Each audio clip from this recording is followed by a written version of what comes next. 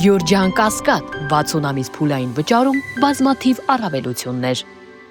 Ադրբեջանից Հայաստան բենզին է ներկրում երկու ընկերություն, իսկ ընդհանուր ծավալը կազմում է 0.6%։ Այդ տվյալները Փաստինֆոյի գրավոր հարցմանին պատասխան հայտնել են Պետական եկամուտների կոմիտեից։ Հայաստանի Հանրապետության Պետական եկամուտների կոմիտեից տրամադրած պաշտոնական տվյալների համաձայն 2025 թվականի ընթացքում թվով երկու կազմակերպության կողմից Ադրբեջանի Հանրապետությունից Հայաստանի Հանրապետություն է ներմուծվել 1215.1 տոննա բենզին, 92 K5, 95 K5 և 98 K5 դասի։ Նույն աղբյուրի համաձայն 2025 թվականին Հայաստանի Հանրապետություն բենզին ներմուծվել է ընդհանուր առմամբ 10 երկրից՝ Արաբական Միացյալ Էմիրություններից, Ադրբեջանից, Բուլղարիայից, Կիպրոսից, Եգիպտոսից, Վրաստանից, Հունաստանից, Իրանի Իսլամական Հանրապետությունից, Ռումինիայից և Ռուսաստանի Դաշնությունից։ Համապատասխանաբար ներմուծվել է 1514, 1215, 10723, 9668, 53896, 37550, 6855, 864, 41091, 56659 տոննա բենզին։ Վերլուծելով տվյալները կարող ենք փաստել, որ Հայաստանի Հանրապետություն բենզին ամենաշատը ներմուծվում է